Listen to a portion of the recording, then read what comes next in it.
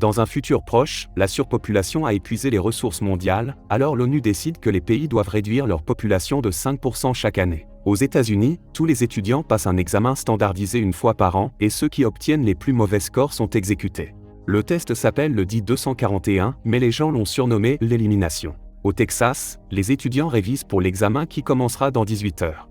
Lena, une lycéenne, fait du tutorat pour Simon pendant que ses jeunes frères et sœurs jouent derrière eux. Simon est frustré parce qu'il ne comprend pas assez et paie à Lena une bonne somme d'argent, ce qui lui permet d'obtenir des lentilles de contact spéciales qui lui donnent toutes les réponses. Lena lui rappelle de les détruire après le test. À ce moment, elle reçoit un appel de l'hôpital disant que sa mère essaie de se faire sortir contre avis médical. Lena demande au médecin de gagner du temps et se précipite à l'hôpital avec ses frères et sœurs, mais sa mère a déjà signé tous les papiers de sortie. Le médecin prend Lena à part et refuse son argent, révélant que l'état de sa mère s'est aggravé et qu'aucun traitement ne pourra désormais l'aider. Dans la soirée, avec seulement 12 heures restantes avant l'examen, le fils du gouverneur, Blake, dit à ses gardes qu'il va à la cuisine, mais il sort discrètement du manoir pour rejoindre sa petite amie, Ellie. L'ambiance devient gênante quand il se rappelle qu'il pourrait mourir le lendemain matin, alors il décide de se distraire. Ils s'introduisent dans un autre manoir et utilisent la piscine pendant un moment. Ensuite, ils retournent à la voiture pour s'embrasser, mais Ellie ne parvient pas à se mettre dans l'ambiance parce qu'elle a peur du test. Ils sont soudainement interrompus par un garde du corps qui traîne Blake jusqu'à sa maison. Le gouverneur Dean gronde Blake pour avoir perdu son temps la veille de l'examen, lui disant qu'il devrait étudier maintenant pour pouvoir s'amuser plus tard. Il pense que Ellie est une distraction que Blake ne peut pas se permettre tant qu'il n'a pas obtenu son diplôme l'année prochaine, mais Blake ne semble pas convaincu. 3 heures avant le test, des gardes en noir entourent l'école de clôture, de fils barbelés et de caméras. Ils patrouillent également le périmètre pour s'assurer que personne ne s'échappe. Simon arrive tôt, et un autre élève le bouscule accidentellement, lui faisant tomber ses lentilles. Il essaie de les retrouver, quand un garde lui ordonne de continuer.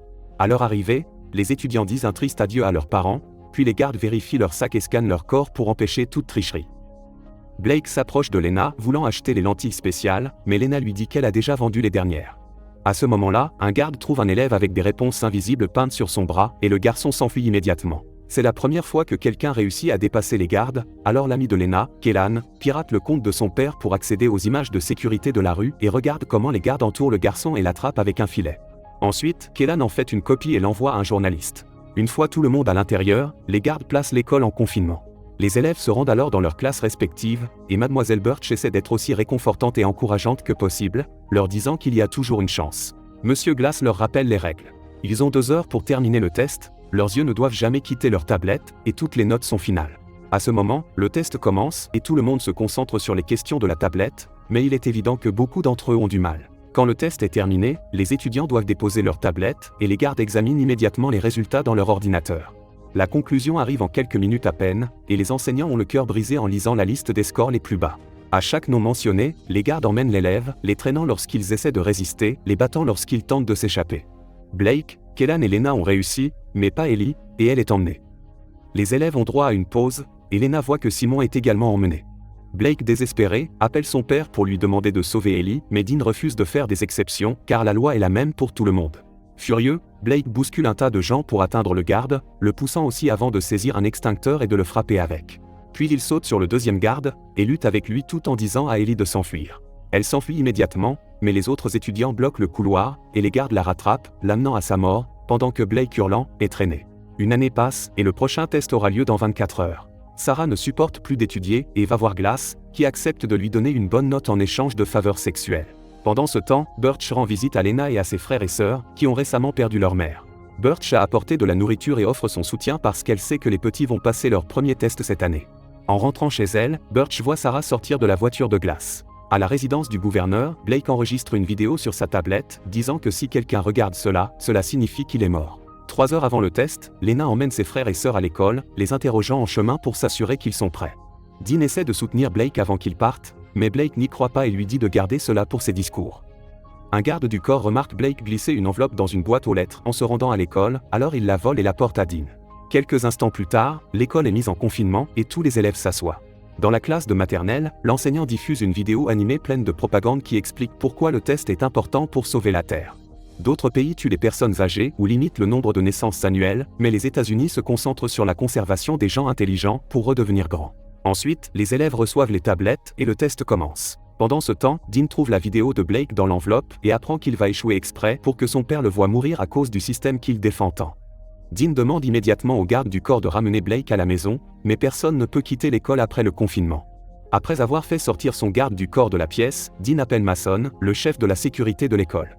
Dans la salle de classe, Blake répond à tout rapidement et de manière incorrecte, ce qui lui permet de finir tôt, et Glass trouve cela étrange. Dans la classe de maternelle, un enfant lève la main et demande de l'aide, mais l'enseignant refuse de l'aider parce qu'un garde les surveille. Finalement, le temps est écoulé et tout le monde pose sa tablette. Cette fois, les résultats sont calculés uniquement par Mason au lieu d'un groupe de gardes. Très vite, les enseignants commencent à appeler les noms et l'enfant qui avait demandé de l'aide est emmené. Sarah aussi, qui crie en réalisant que Glass lui a menti. Kellan et les frères et sœurs de Lena réussissent, tout comme Blake qui ne comprend pas ce qui se passe. Birch pleure en lisant le nom de Lena, n'y croyant pas car elle est la meilleure élève de sa classe. Pendant ce temps, Mason appelle Dean pour confirmer qu'il a fait le changement. Blake, choqué, regarde les enfants être emmenés et Birch court vers un garde, lui demandant de revérifier les résultats car il est impossible que Lena échoue. Les gardes appellent Mason et on leur dit que tout va bien, donc Lena doit partir avec les autres. En disant au revoir, Birch donne secrètement sa carte d'accès à Lena, lui rappelant qu'il y a toujours une chance. Ensuite, l'école organise une fête pour les personnes ayant réussi et Birch remarque Glass flirter avec un autre élève. Au même moment, Dean est à un événement public et son discours est diffusé à la fête. Toute la foule l'acclame, alors qu'il mentionne toutes les choses qu'il a améliorées dans l'état et commente le fait que certaines décisions sont difficiles à prendre, mais sont nécessaires. Il considère que l'élimination n'est pas barbare, mais l'appelle plutôt une innovation. Dean annonce aussi sa candidature à la présidence, ce qui pousse Blake, dégoûté, à quitter la fête. Dans un couloir privé, les élèves ayant échoué sont contraints de se déshabiller pour la décontamination et frapper s'ils n'obéissent pas. Lena met la carte dans sa bouche pour la cacher. Ensuite, on leur donne des vêtements semblables à des uniformes de prison et on les emmène dans une autre salle où ils sont menottés aux chaises. Non loin de là, Blake atteint le couloir et prétend se sentir très mal. Quand un garde vient vérifier, Blake saute sur l'homme et le neutralise avec sa propre arme. Au même moment, Kellan accède à nouveau au compte de son père et observe les élèves ayant échoué sur la caméra de sécurité, mais cela est trop douloureux et il détourne le regard. Après avoir caché le corps inconscient, Blake attend que Mason quitte la salle de contrôle et se faufile à l'intérieur. Il essaie d'utiliser l'ordinateur mais un mot de passe est requis.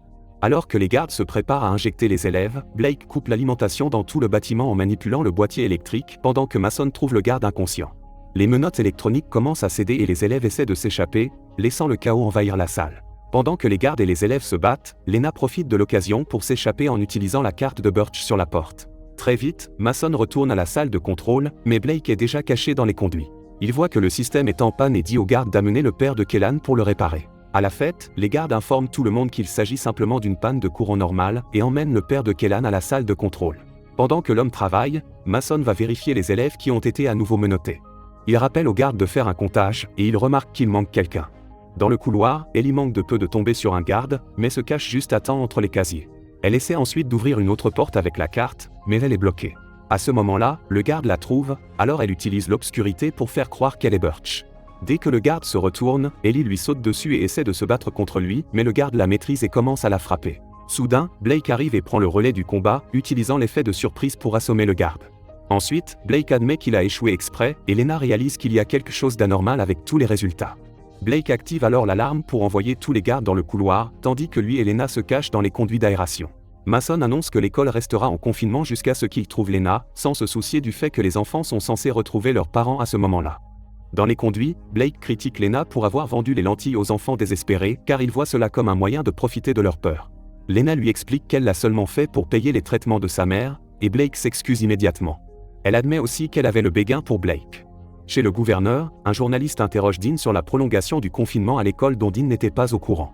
Il fait semblant que tout est sous contrôle, et après l'interview, il vérifie les nouvelles pour découvrir que l'amie journaliste de Kellan est à l'extérieur de l'école. Elle couvre la crise et interviewe des parents inquiets du sort de leurs enfants. Pendant ce temps, Mason fait prouver à tous les enseignants qu'ils ont encore leur carte clé.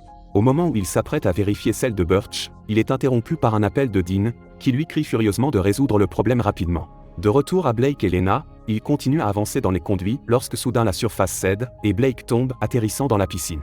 Lena saute immédiatement et nage rapidement pour secourir Blake, qui est inconscient. Heureusement, Lena connaît la réanimation cardio-pulmonaire et parvient à le ranimer. Ensuite, il se dirige vers les casiers et se tourne pour changer de vêtements secs. Lena trouve un autre conduit pour qu'il puisse continuer.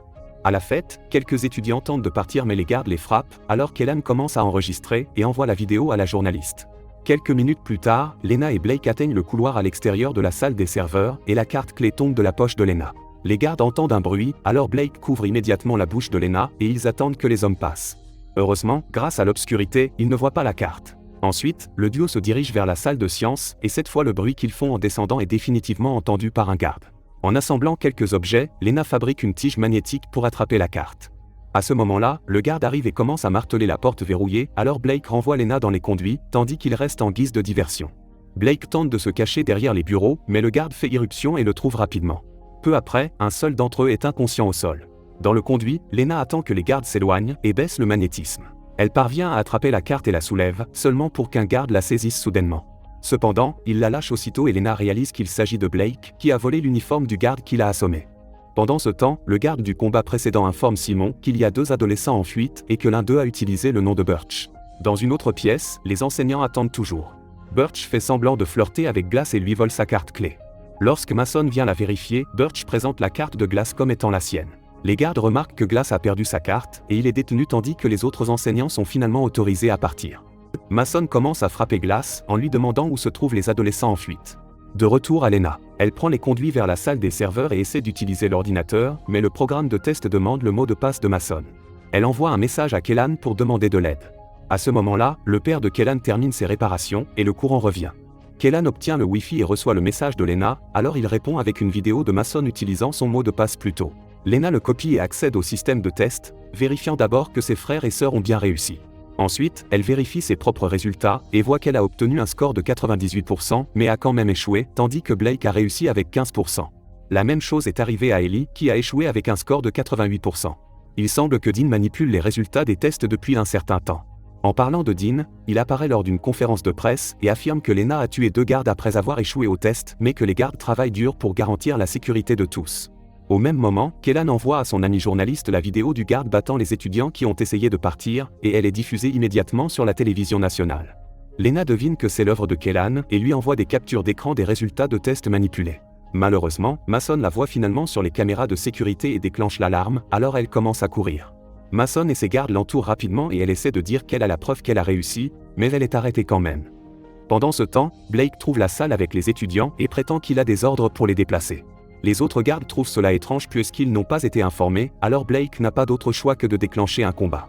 Il parvient à peine à donner quelques coups avant d'être entouré par les gardes, et il est maîtrisé. À la fête, Kellan reçoit les captures d'écran et les envoie à la journaliste, qui apparaît immédiatement en direct à la télévision pour annoncer sa découverte. Elle commente à quel point il est suspect que le fils d'un politicien ait bénéficié de cela, et à la résidence de Dean, son équipe panique. Il pense qu'il devrait interrompre la mission et laisser Lena partir, mais Dean dit qu'il a un dernier coup à jouer. Très vite, Lena est menottée avec les autres enfants ayant échoué, et les gardes préparent les injections. Mason appelle Dean pour demander l'autorisation de procéder, mais Dean l'arrête, disant que la liste doit être révisée. Les étudiants qui ont réellement réussi les examens sont libérés, et Lena court embrasser Blake, qui est attaché.